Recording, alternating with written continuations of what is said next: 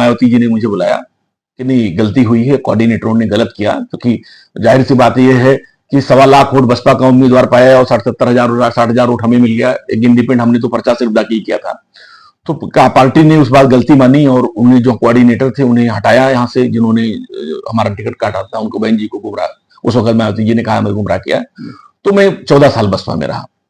फिर जब 14 साल बसपा में रहा तो दिसंबर की बात है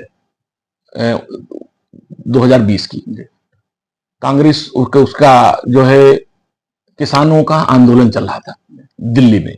दिल्ली के बॉर्डर पर, जाहिर सी बात है, सभी बार दिल्ली और गाजियाबाद और हरियाणा के बॉर्डरों पर, राजस्थान के बॉर्डरों पर किसान बैठे हुए थे।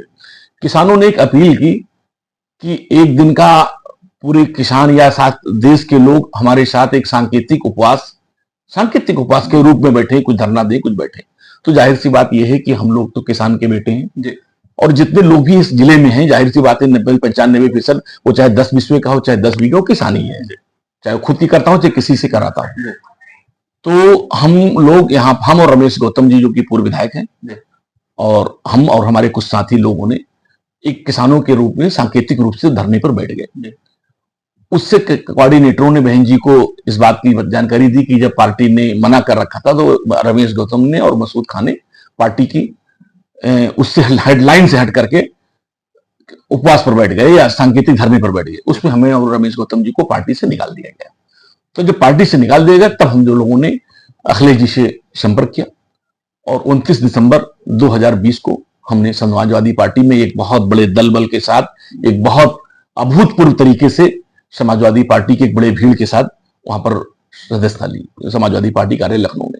अच्छा, मदरसों पर बुलडोजर की कार्रवाई के विरोध में अभी आप हाल ही में गए हुए थे, जिलाधिकारी से मिले थे, तो क्या लग रहा है भाजपा जो है, भारतीय जनता पार्टी मदरसों को खत्म करना चाह रही है, इसके पीछे मंशा क्या हो सकता है, आपको क्या लग रहा है? देखिए, भारतीय जनता पार्टी हमेशा दूसरों को तुष्टीकरण का आरोप लगाती, तुष्टीकरण वो करती है।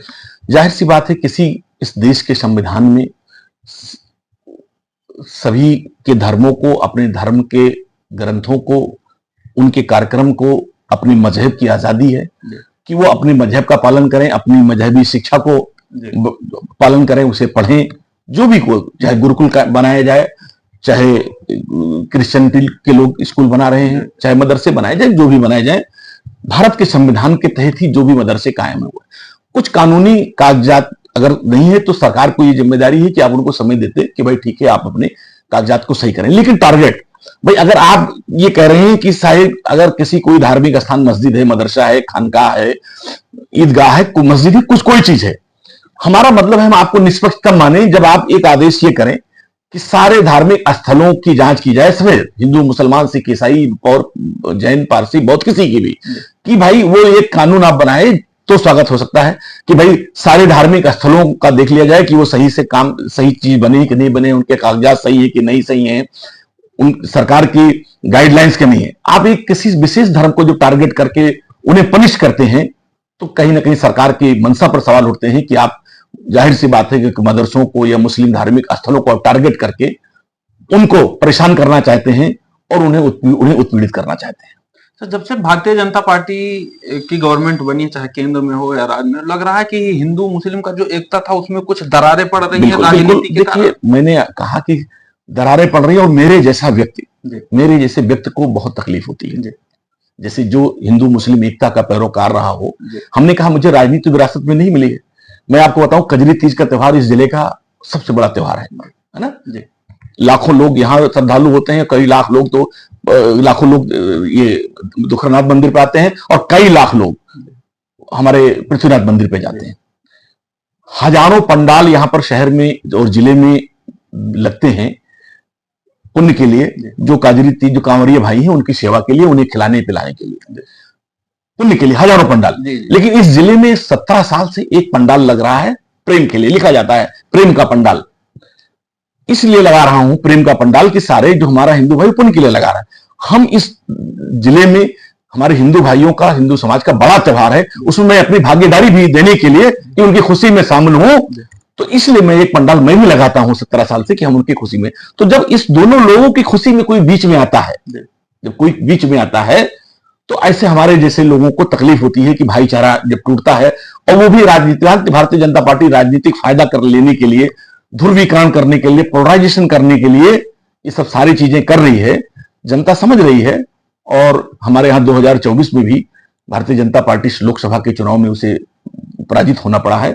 और 2027 में जिस तरह से समाजवादी पार्टी माननीय अखिलेश यादव जी ने पीडीए के तहत एक जो कार्यक्रम एक जो बनाया, मिशन बनाया 2024 में, 2027 में वही जो पीड़ित, दलित, पिछड़ा, अल्पसंख्यक जो भी पीड़ित है, चाहे वो पीड़ित में पत्रकार पीड़ित हो, चाहे अगड़ा पीड़ित हो, चाहे व्यवसायी पीड़ित हो, चाहे दलित पीड़ित हो, हर वो समाज जो इस सरकार से पीड़ित है वो पीडीए का हिस्सा है।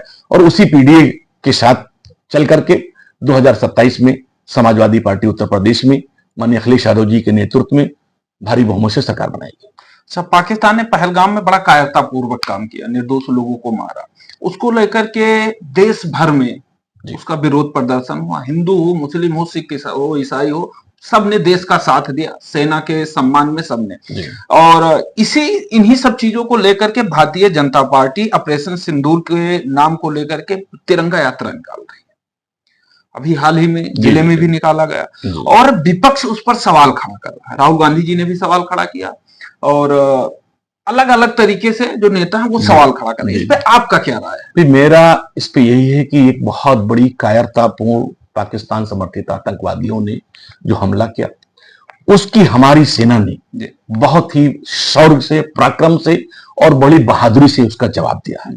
ठीक है, तो इसमें भारतीय जनता पार्टी के कौन नेता गया था बम फेंकने? वहां भारतीय जनता पार्टी का कोई नेता बम फेंक के आया हो तो वो अपना रैली निकाले यहां पर? भाई, उसमें भारत की सेना 140 करोड़ लोगों की है, 140 करोड़ भारतीयों की सेना है। भारत की जीत 140 करोड़ लोगों की जीत है। तो ये भारतीय जनता पार्टी के लोग सिंदूर बांटेंगे, ये रैली निकालेंगे? अरे भाई, जो बम फेंकने, जो उनके आतंकवादी अड्डे